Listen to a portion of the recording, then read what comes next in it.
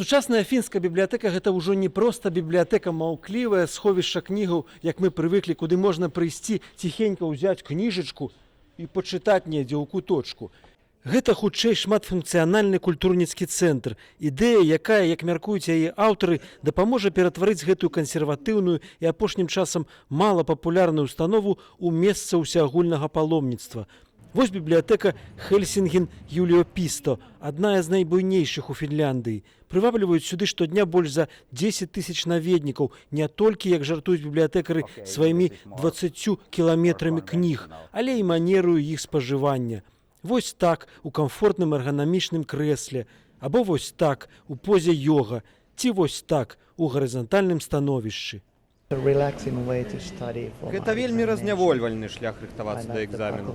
А вось у гэтай правінцыйнай бібліятэцы за 50 кіламетраў афінскай сталіцы адкрылі адмысловы гульнявы куток для дзяцей. Сюды дзеці завітваюць наўпрост пасля школы і амаль заўсёды без бацькоў. Пагуляю зараз крыху з сяброўкамі, потым зраблю школьнае хатняе заданне на заўтра. Тут клёвыя цацкі, мне вельмі вясёла. У іншым пакоі камп'ютарны футбол. Дарэчы, арандаваць у гэтай бібліятэцы можна амаль усё, што заўгодна. Ну, хіба толькі не гелікаптэр.